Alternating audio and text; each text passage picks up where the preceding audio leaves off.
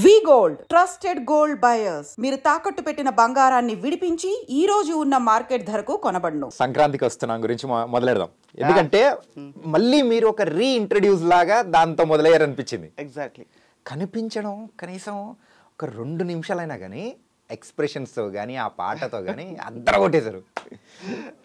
Yes, ఎలా అనిపిస్తుంది ఏంటి? మళ్ళీ చాలా హ్యాపీగా ఉంది నాన్న. మీరు అన్నట్టు మళ్ళీ ఒక బూస్ట్ అన్నమాట, ఒక టానిక్ దాగి మళ్ళీ రంగంలో దిగాం. చెప్పండి. సో సినరాజు అంటూ కూడా అద్దర కొట్టేశారు. ఒక పక్క బుల్రాజు అంటే ఎక్స్ప్రెషన్స్కు భయపడుతూ సినరాజునేమో పొగుడుతూ ఇలా అన్నీ. సో అనిల్ రావిపూడి గారితో కానీ ఆ సెట్లో కానీ ఎన్ని రోజులు వర్క్ చేశారు? ఎలా ఉన్నింది? నాన్న ఎగ్జాక్ట్లీ అది హాఫ్ డే వర్క్ నాన్న. హాఫ్ డే వర్క్ కదా? Half day work. అయితే ఇప్పుడు చాలా మంది ఆర్టిస్టులు మీరు ఆల్రెడీ ఇంటర్వ్యూ చేసిన వాళ్ళు చెప్పారు, నిజం కనుక నేను కూడా అదే చెప్పాలి.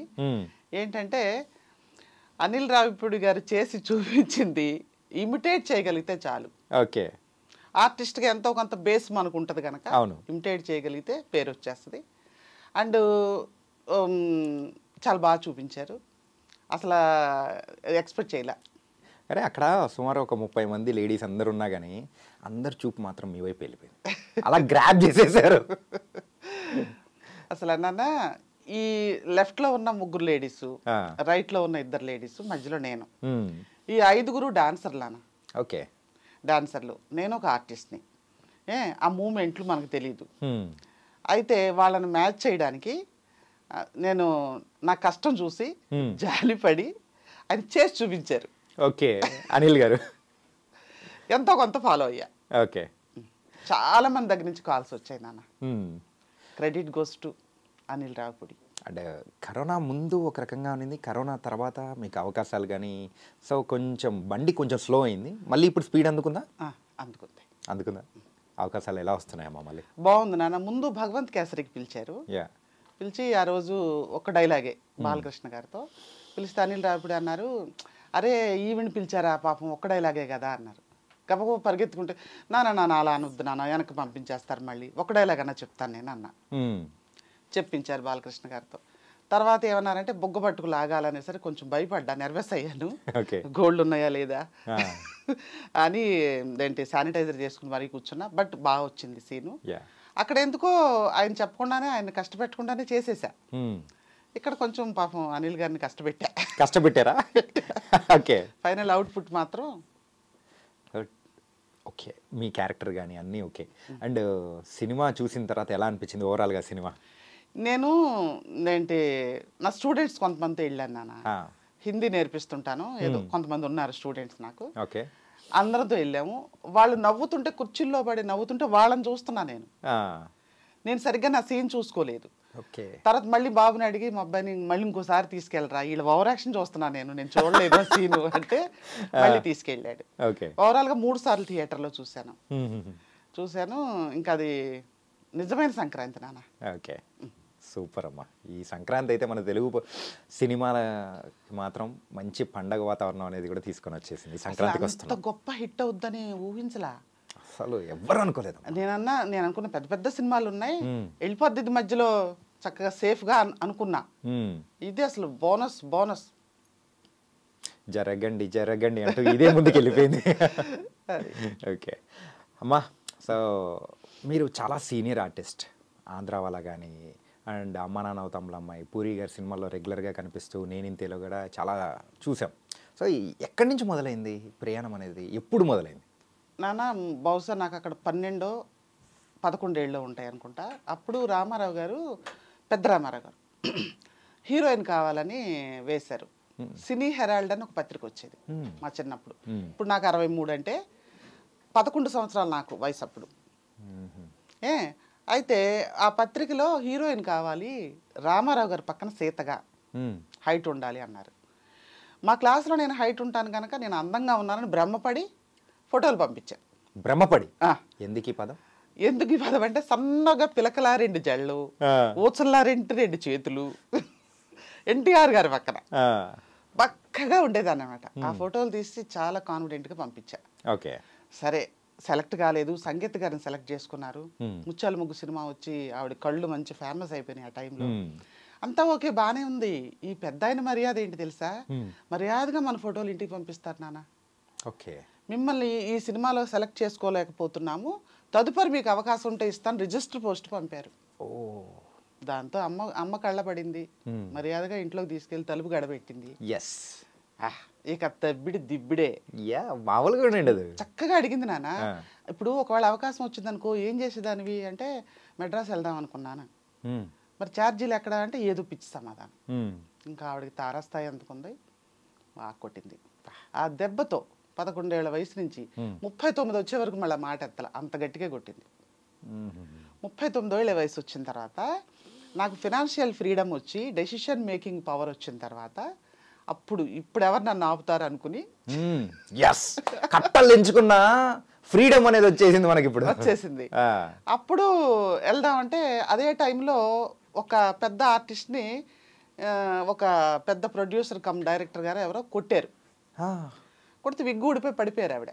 ఓకే, ఏంటి అని న్యూస్, మూవీ న్యూస్ చదవటం నాకు బాగా అలవాటు. ఏంటంటే ఏదో అని చెప్పారు. ఎందుకు వచ్చింది గొడవలే, ఇప్పుడు కొడతారేమో మనకు కూడా సరిగ్గా రాకపోతే అని. చిరంజీవి గారి ఇంటర్వ్యూస్ అన్ని నేను కట్ చేసి పెట్టుకునేదాన్ని. ఇదే వ్యవహారం, ఇదే లోకం.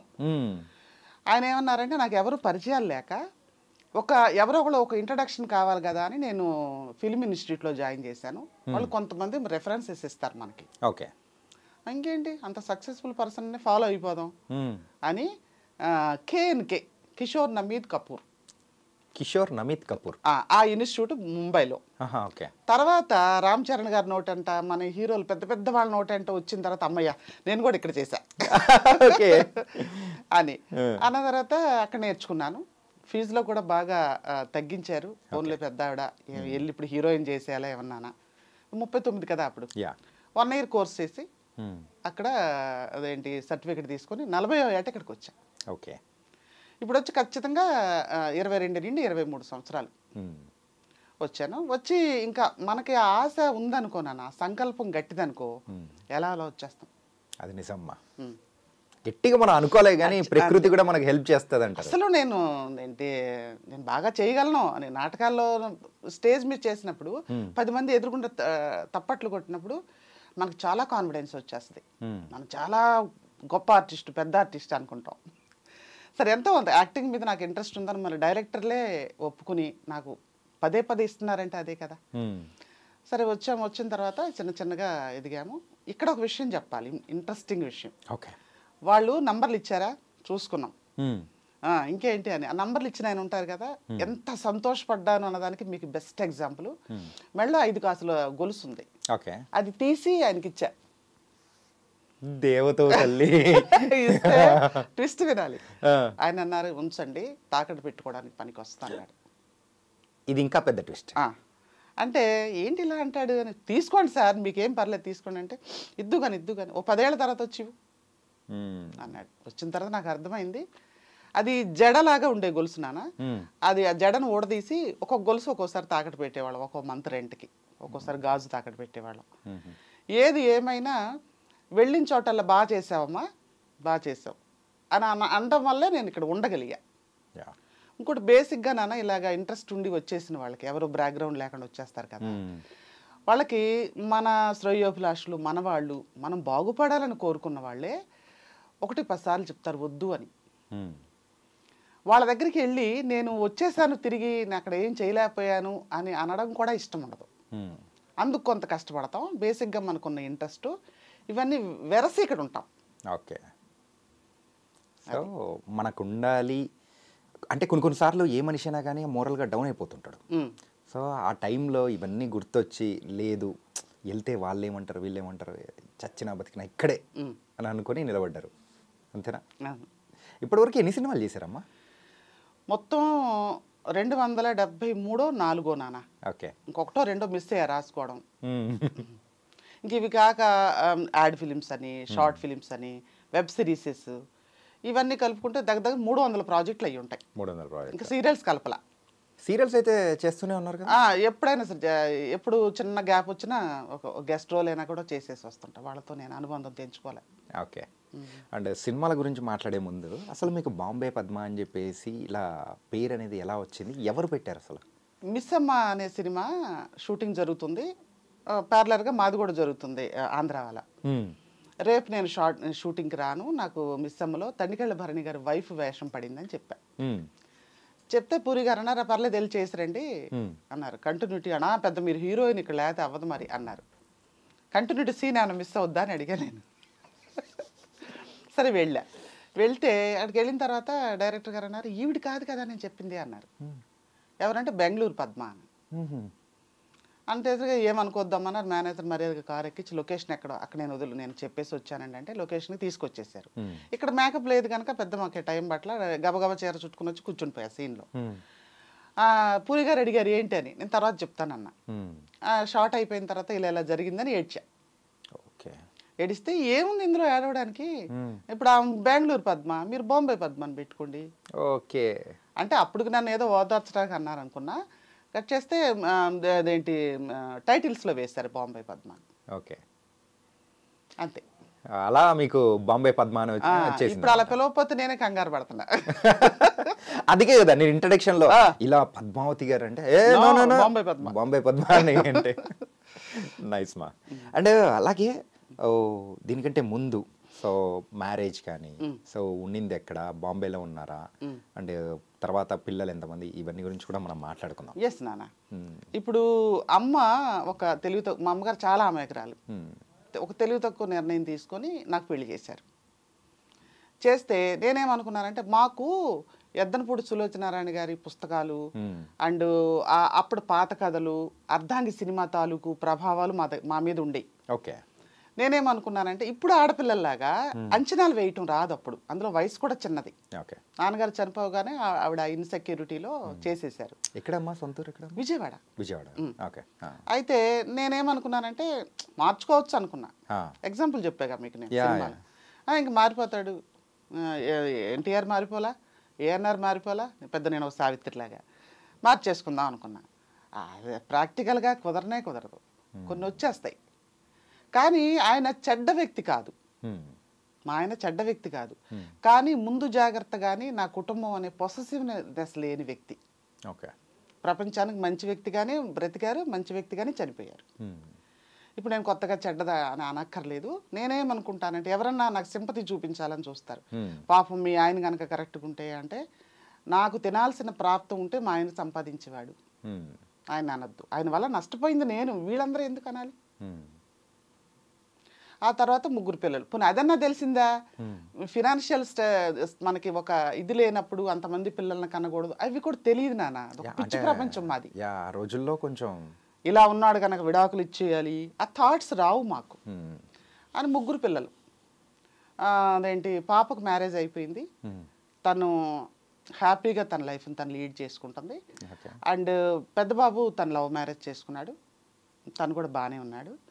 3వ అబ్బాయికి ఇంకా మ్యారేజ్ కావాల్సింది ఉంది, నాతో ఉన్నాడు. ఓకే అమ్మ, ఇది ఇలా సినిమాలోకి రావాలని చెప్పేసి అన్న వాళ్ళకి ఎవరికి ఏమనిపించలేదా? చెప్పడానికి ముందు మాకే భయం ఆ జనరేషన్కి. ఇప్పుడు సుమా గారు వచ్చి కొన్ని ప్రోగ్రామ్స్ వేసాక లేడీస్ బయటకు రావడం, మొట్టమొదటిసారి మేకప్ వేసుకోవడం మొదలుపెట్టారు. ఓకే. ఆ తర్వాత ఇప్పుడు రీల్స్ టిక్ టాక్స్ అని చేసి యాక్టింగ్ ఏంటో తెలుస్తుంది. ఇప్పుడు ఇబ్బంది లేదు పెద్దగా. ఒకవేళ ఎక్కడన్నా మేము చేయలేకపోయినా కూడా అవునులే మనం ఒక చిన్న రీల్ చేసినప్పుడే అన్ని టేక్స్ తీసుకుంటాం కదా అనుకుంటారు. అప్పుడు అలా కాదు, అదొక తప్పు. అమ్మో అంటారు, గుండె జారిపోద్ది మనకి. అందుకని కొంతమంది ఇన్నర్ సర్కిల్కి చెప్తే వద్దొద్దు అసలు ఇంకా నయం ఎక్కడన్నా అనేవు అన్నారు. ఇంకా అందుకే నేను అప్పటికే బాంబేలో చిన్న జాబ్ చేస్తున్నా, సర్వైవల్కి ఏదో జాబు. అది చేస్తున్నప్పుడు అదేంటి వాళ్ళు అన్నారన్నమాట, ఒక 1 year వరకు మీరు ఇల్లు ఫ్రీగా వాడుకోవచ్చు, ఏదైనా జాబ్ చూసుకోండి అంటే. నాకు వంట బాగా వచ్చు అండ్ యాక్టింగ్ బాగానే వచ్చు అని అనుకుంటున్నాను కనుక ఈ రెండిట్లో సెటిల్ అవుదాం అనుకున్నాను. ఆలోచించి ఒక మంచి ఇన్స్టిట్యూట్లో చెఫ్గా కోర్స్ చేద్దామా, లేదంటే యాక్టింగ్ క్లాసెస్ తీసుకుని ఇలా వెళ్దామా ఆలోచించుకుంటే కుటుంబ సభ్యులతో కూర్చుని ఆలోచించుకుంటే వాళ్ళు ఏమన్నారంటే నువ్వు ఇంకా హోటల్ సైడ్ అంటే మొత్తం చాకరీ మీద వేసేసుకుంటావు, ఇదే బెటర్ అన్నారు. ఇటు రావడం సరే. అప్పుడు కేఎన్కే అక్కడ నుంచి సర్టిఫికేట్ తీసుకురావడం, ఇంకా రెడ్ కార్పెట్ వేస్తారు, ఇంకా డబ్బులు లెక్క పెట్టుకోవడమే అనుకున్నా. వచ్చిన తర్వాత ఆయన ఎందుకు గొలుసు ఉంచుకో అమ్మా తాకట్టు పెట్టుకో అవసరం వస్తుంది అని అన్నారు. అప్పుడు అర్థమైంది. ఓకే. కేఎన్కేలో మీరైతే ట్రైనింగ్ తీసుకోవడం మొదలెట్టారు. ఓకే. ఆ సర్వైవల్కి ఏదో జాబ్ చేసేవాళ్ళు అన్నారు, ఏం జాబ్ అది? ఏంటంటే అది అరబిక్ కొంచెం వచ్చు నేను గల్ఫ్ కంట్రీ వెళ్ళాను, కొంచెం వచ్చు. అది ఒక వీసాల ఆఫీస్లో ట్రాన్స్లేషన్ చేసేదాన్ని. ఓకే. మన ఆంధ్ర నుంచి వస్తారు కదా. అవునవును. నాకు ఉండటానికి ఇల్లు ఫ్రీగా ఇచ్చారు కదా, క్వార్టర్స్ లాగా ఇచ్చారనుకోండి ఆఫీస్ తరఫున. వాళ్ళకి ఏంటంటే కపిల్ అంటారు వాళ్ళని, స్పాన్సర్ చేసే వాళ్ళని. ఆ స్పాన్సర్కి ఎవరు కావాలి, ఇక్కడ మన దగ్గర మ్యాన్ పవర్ ఏముంది అన్న దగ్గర చిన్న ట్రాన్స్లేషన్కి మనకు వచ్చేది. నాకు వచ్చిన ఒకటే ముక్క అరబిక్. దాంతో ట్రాన్స్లేటర్ అని పెద్ద బిరుదు ఇచ్చి ఒక మంచి శాలరీ ఇచ్చి ఇల్లు ఇచ్చి, అంటే కమిటెడ్గా జాబ్ చేయడం అనేది వాళ్ళకి బాగా నచ్చింది. ఓకే. కొంచెం ఉదయం లేసే అలవాటు ఆంధ్ర వాళ్ళకి మనకి ఎక్కువ ఉంటుంది. ముంబైలో కొంచెం లేట్గా లేస్తారు, ఎర్లీ మార్నింగ్ ఫ్లైట్స్ అప్పుడు నా అలవాటు పనికి వచ్చేది. ఓకే. ఆ జాబ్ చేస్తున్నప్పుడు ఏంటి అక్కడ అందుకుని కొన్నాళ్ళు ఉన్నా. ఏంటి Gulf country story? Gulf country story first నేను వెళ్ళింది, నాకు బట్టలు కుట్టడం కూడా వచ్చినానా. అయితే అక్కడ స్టిచ్చింగ్ హెల్పర్గా అని పంపిస్తున్నా. అక్కడ మోడల్స్ నాకు రావు కదా అంటే ఒక అతను ఏజెంట్ మోసం చేసి స్టిచ్చింగ్ హెల్పర్ మీరు అని చెప్పి పంపించారు. అక్కడికి వెళ్ళిన తర్వాత ఇంట్లో పనికి పెట్టారు.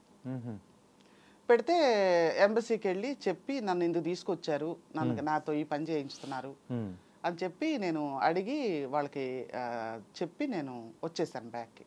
ఆయన కూడా వెంటనే పంపించరు, 1 year ఉండవలసి వచ్చింది. 1 year అంటే వాళ్ళు మన వీసా కోసం కొంత ఫీ కడతారు వాళ్ళు అక్కడ.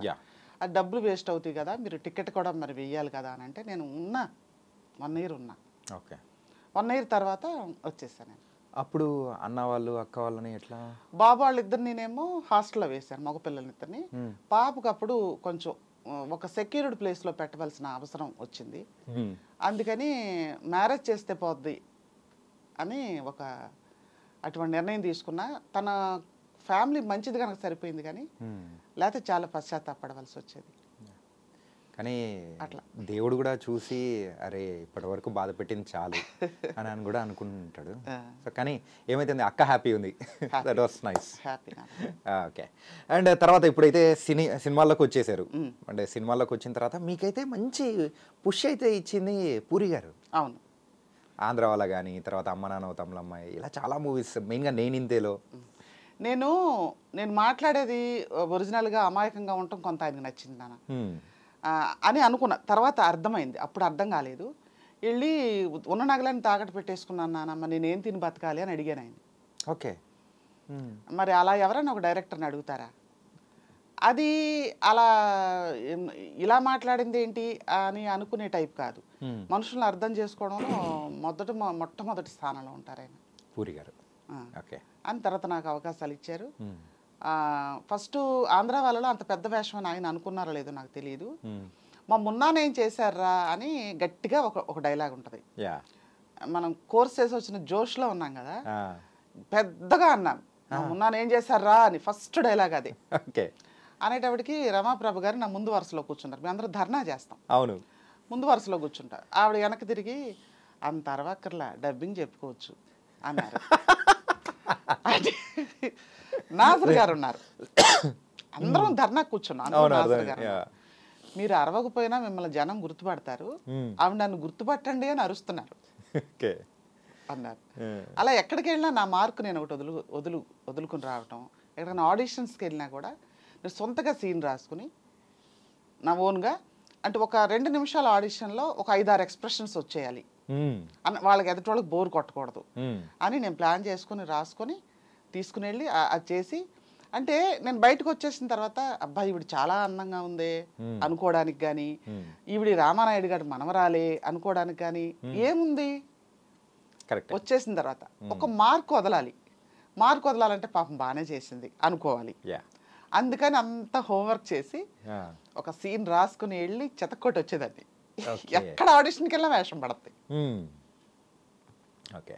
ఈ ఆంధ్ర వాళ్ళలో ఎన్టీఆర్ గారు ముందు డైలాగ్ చెప్పడానికి భయపడ్డారంటగా? భయపడలేదు నాన్న, ఎన్టీఆర్ కూడా కొత్తే కదా అప్పుడు, భయపడలేదు. కానీ తను కూడా బాగా మాట్లాడేవాడు మాతో. అప్పుడు క్యారవాన్లు అవి లేవు కదా, సారథి స్టూడియోలో గుడిసెల్లాగా వేశారు. ఆ గుడిసెల్లోనే కొంచెం బెటర్ గుడిసె ఆయనకు ఉండేది. అదేంటి అక్కడే ఉండేవాళ్ళం, అందరం భోజనానికి ఒక దగ్గరే కూర్చునేవాళ్ళం. భయపడలేదు. ఫ్రీగానే ఉండేదాన్ని. అంటే ఇప్పుడు ఒకళ్ళ కాంబినేషన్ పడితే భయపడతానేమో, ఓకే పెద్ద హీరో కదా అని. అప్పుడు చిన్నపిల్లోళ్ళలాగా. కానీ ఆ సీన్ అయితే నిజంగా కింద పడి నవ్వచ్చు.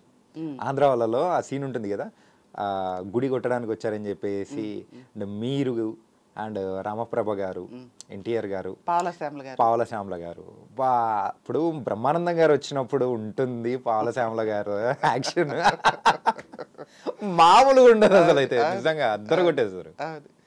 యా. అండ్ ఎన్ని రోజులు జరిగిందమ్మా షూటింగ్ మొత్తం? అప్పుడు 21 days చేస్తాం నాన్న. 21 days కూల్గానమ్మ చక్కగా చేసుకుని, వేణుమాధవ్ గారు అండ్ ఉత్తేజ్ ఒక్కో దగ్గర అయితే ఇది కంటెంట్ సీను అనుకోండి, అందరూ ముదురులే కదా, డైలాగులు చెప్పుకోలేరా అని చెప్పేవాడు ఆయన. ఎరుపురి గారు ఏంటి మనమేం చెప్పుకుంటాం డైలాగులు అంటే, ఏంటి ఇలా అనుకుందాం, నేను ఇలా అంటా, ఉత్తేజ్ ఇలా అంటాడని మేమే అక్కడ అనుకునేవాళ్ళం. ఆయనకి ఒక రిహార్సల్ అలా చేసి చూపించేవాళ్ళం, బాగానే ఉంది చేసేయండి అనేవాడు.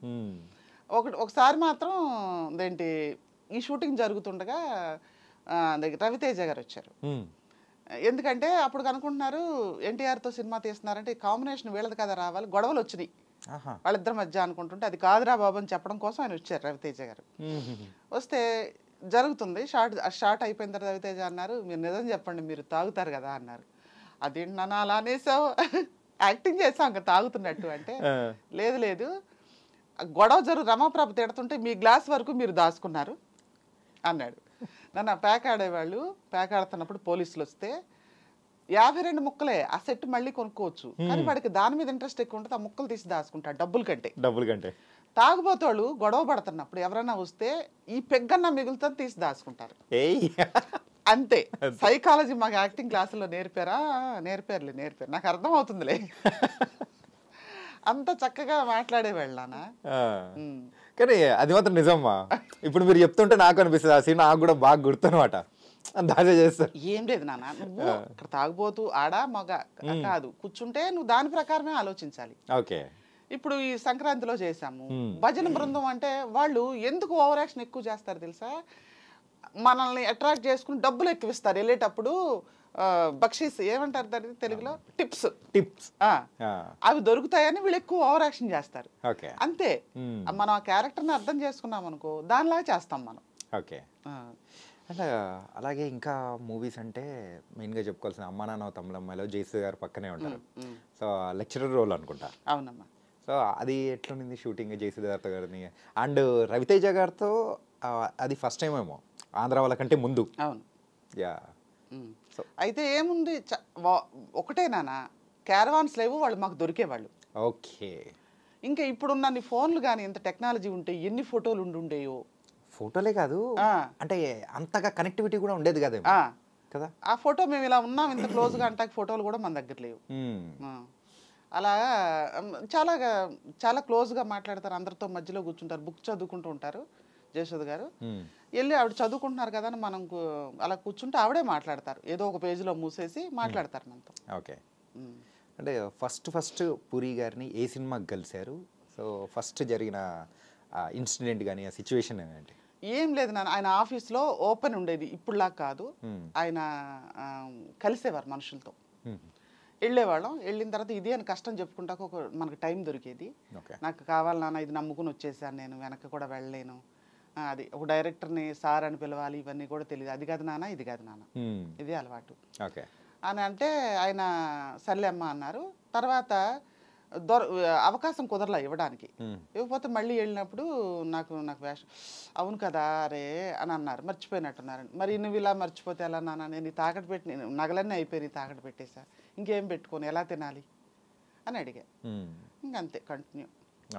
మళ్ళీ టెంపర్లో కూడా అసలు ఆయన యాక్సెస్ లేదు, ఆయన దగ్గర కలవనివ్వలేదు. టెంపర్ కాదు సారీ, అదేంటి రొమాంటిక్ వాళ్ళ అబ్బాయి మూవీ అయితే దొరకలేదు. మేనేజర్ అయితే అసలు పట్టించుకోవట్లేదు. నేను జూనియర్ ఆర్టిస్టులతో పాటు ఆ అమౌంట్కి వెళ్ళిపోయాను నేను. ఎందుకంటే పూరి జగన్నాథ్ గారిని కలవాలి, మళ్ళీ ఎందుకని మీరు మమ్మల్ని కలవట్లేదు అని అడగాలని ఉద్దేశం మీద జూనియర్ ఆర్టిస్టుల అమౌంట్కి వెళ్ళిపోయా గోవా. ఓకే. వెళ్ళి మాట్లాడాను, ఏడ్చాను, దగ్గర తీసుకున్నారు, అదేం లేదమ్మా అన్నారు. కానీ మరి ఎందుకనో మరి ఒక వేరే మూడ్లో ఉన్నట్టు ఉన్నారు. ఓకే. అంటే ఇప్పటి వరకు 270 సినిమాల వరకు చేశారు కదమ్మా. ఇన్ని సినిమాల్లో సో అన్ని లాంగ్వేజ్ చేశారా అయితే ఎట్లా? లేదు లేదు, ఓన్లీ తెలుగు. అక్కడ యాక్టింగ్ క్లాసెస్ చేస్తున్నప్పుడు మనం మన ఇష్టం చెప్తాం. మనం ఒక్క సెట్లో అమీర్ ఖాన్ గారితో ఇలా నుంచోవాలని ఉంది, నాకు జూనియర్ ఆర్టిస్ట్ కైనా పర్వాలేదు, మనకి ఇష్టమైన హీరోలు ఒకళ్ళిద్దరు చెప్తే వాళ్ళకి ఛాన్సెస్ ఇస్తారు. వాళ్ళకి దగ్గరగా చూసే అవకాశం దొరికింది నాకు. ఇన్స్టిట్యూట్ నుంచి అంటే కొంచెం మంచి పేమెంట్ ఇచ్చి పంపించారు. అందరికి ఒకటే సెటప్ భోజనం ఉంటాం, వాళ్ళు కూడా బయటకు వచ్చి మనతో పాటు వడ్డించుకోవటం. గోవిందా గారు నేను పలానా వైపు వెళ్తున్నాను, ఎవరైనా ఒకళ్ళ ఖాళీ ఉంది నా కారులో కూర్చోండి అని ఆయన అడగడం. ఫుల్ రివర్స్ లో వెళ్తున్నారు ఆయన, అయినా కూడా ఆయనతో ట్రావెల్ చేయొచ్చు కదా, నేను కాసేపు మళ్ళీ వద్దాం ఇంటికి ఏం పోయింది అనేసి కార్లు ఎక్కి కూర్చోవడం. ఇలాంటి ఒక మంచి 2-3 అనుభవాలు. మా ఇన్స్టిట్యూట్ కి గెస్ట్ గా అమితాబ్ బచ్చన్ గారు రావడం, హృతిక్ రోషన్ గారు రావడం. ఆయనతోటి హృతిక్ రోషన్ చేసినందువల్లే మా ఇన్స్టిట్యూట్ కి ఒక మంచి పేరు వచ్చింది. అఫ్ కోర్స్ మా మాస్టర్లు కూడా బాగా చెప్తారు. అండ్ వాళ్ళందరూ డైరెక్ట్ గా కలవడం, వాళ్ళ అనుభవాలు వాళ్ళు చెప్పడం. ఆయన అమితాబ్ బచ్చన్ గారు నేను ఇప్పటికీ కూడా నా దగ్గర చేసిన అసిస్టెంట్ డైరెక్టర్లు, అసోసియేట్ డైరెక్టర్లు ఎవరైనా సినిమా తీస్తున్నారు అంటే ఈయనే ఫోన్ చేసి అడుగుతారంట. సపోజ్ మీరున్నారనుకోండి, ఏం చేశారు ఆయనతో, చాణక్య నువ్వు సినిమా తీస్తున్నావంట, నాకు వేషం లేదా అని అడుగుతారంట ఆయన.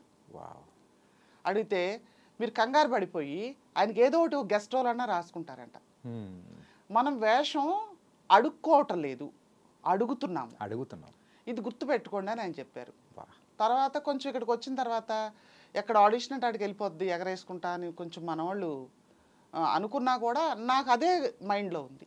కానీ ఏమవుతుందంటే అమ్మా, బయట వాళ్ళు ఎన్ని అనుకుంటున్నా కానీ అవన్నీ మనము పట్టించుకోకూడదు. కొన్నిసార్లు ఏమవుతుందంటే, ఈవెన్ ఫర్ ఎగ్జాంపుల్ పూరి గారిని తీసుకుందాం, ఆయన చాలా వర్క్స్లో బిజీగా ఉండి ఒకసారి మీ క్యారెక్టర్ ఇవ్వడానికి కూడా మిస్ అయిపోయింది. ఆయనకున్న టెన్షన్స్, అరే ఎన్ననే దానిలో అరే మనం కనిపిస్తూ ఉన్నామంటే అరే ఉన్నారు కదా అని చెప్పేసి వెంటనే స్ట్రైక్ అవ్వడం అట్లా కూడా ఉంటుంది కదా. అట్లా కలవడము అడగడంలో కూడా తప్పు లేనేలేదు. అదే కదా, ఇప్పుడు పెద్ద హీరోయిన్లు పెద్ద ఆర్టిస్టులు అయినా కొన్నాళ్ళు మాకు కనపడలేదు అనుకో, అని బిజీగా ఉన్నారేమో, హెల్త్ బాగోలేదేమో అని మనమే అనేసుకుంటాం. అండ్ ఇలా అమితాబ్ బచ్చన్ గారు, హృతిక్ రోషన్ గారు వీళ్ళందరూ మీట్ అవ్వడము కానీ, సో ఏ సినిమాలో ఇన్స్టిట్యూట్లో పిలిపిస్తారు నాన్న. ఓకే, ఇన్స్టిట్యూట్లో ఓకే వాళ్ళు పిలిపిస్తారు.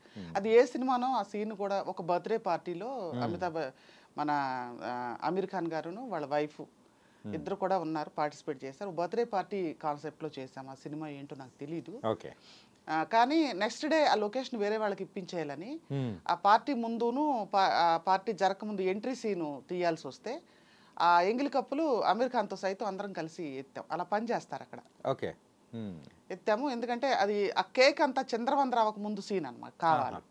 లొకేషన్ రేపు ఉండదంట అనేటప్పుడు మళ్ళీ ఆ సీన్ చేసాము. అవన్నీ గుర్తున్నాయి కానీ మూవీ నేమ్ గుర్తులేదు. ఒక బర్త్డే పార్టీలో జూనియర్ ఆర్టిస్ట్ లాగా ఒక గెస్ట్ అనుకోండి. అప్రాక్సిమేట్ ఏ ఇయర్లో అమ్మా ఇది? ఇది 2001. 2001, 2 పుష్కరాలు. Okay, nice. అండ్ అమ్మా, ఇంకా మీరు చేసిన రోల్స్లలో మీకు బాగా అనిపించింది, సో ఇంకా ఉండిపోవాలి అని అనిపించిన క్యారెక్టర్ ఏంటి? అలా ఏం లేదు నాన్న, ఏది ఇస్తే అది. దాన్ని ఇప్పుడు గుడిలోకి వెళ్తాం, ప్రసాదం పెడతారనుకోండి, అది ఎలా తయారు చేశారు, నెయ్యి అంత వేస్తారని చూసుకోం, మనం ఇష్టంగా తింటాం.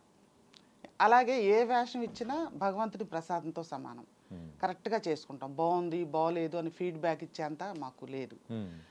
ఎవరన్నా డైలాగ్ లేదు, ఈ మధ్య ఒక డైరెక్టర్ గారు, అమ్మ నేను ముందు దాంట్లో కూడా నేను అవకాశం ఇవ్వలేకపోయాను, దీనికి పిలుస్తున్నాను నేను, అదేంటి కానీ డైలాగ్స్ లేవు అన్నారు. లేవంటే నేను చెయ్యాలి నాన్న, ఫస్ట్ వెబ్ సిరీస్ తీసేడతాను సాయి అని, నేను చెయ్యాలని భలే ఉన్నాడే సినిమాకి వెళ్ళా. ఓకే, డైలాగ్స్ లేవని చెప్పారు. మిమ్మల్ని నేను ఇవ్వట్లేదు అవకాశం, నేను బాధపడుతున్నాను, మీరు రండి అంటే వెళ్ళిన తర్వాత ఆది కాంబినేషను, ఆది ఈవిని నుంచో పెట్టి తాడి చెట్లాగా డైలాగ్ చెప్పించబోవడం ఏంటి అన్నాడు. అంటే లేదు అన్నాడు. ఆది ఒక డైలాగ్ చెప్తే డైరెక్టర్ ఓకే చేశాడు. ఆ సీన్ పేలింది బాగా, అది రీల్స్లో కూడా పెట్టారు. అట్లా తప్ప ఇదే ఇందులోనే ఉండాలి అంటానికి మనము ఒక సర్టన్ ఏజ్లో రాలా, మన ఆశను చంపుకోలేక వయసు అయిపోయిన తర్వాత వచ్చాము. వచ్చి ఇప్పుడు 23 ఏళ్ళు అయింది, 63 వయసుకు వచ్చిన తర్వాత ఎంచుకోవడానికి ఎక్కడ ఉంది ఇంకా మనకి? ఏది ఇస్తే దానికి తగినట్టు డైరెక్టరు సంతోషపడేలా చేయటమే. దానికి తగిన విగ్గులు కొనుక్కోవాలా, ఇది కొనుక్కోవాలా, ఆ బట్టలు నేను షాపింగ్ చేసుకోవటం, ఇలా ఉండాలి అని డిస్క్రైబ్ చేస్తే ఆ క్యారెక్టర్ని 100% చూపించడానికి ప్రయత్నం తప్ప మనం ఏం చేయలేము ఇప్పుడు. ఓకే. అంతే, అదే మెయిన్ వర్క్. Main thing.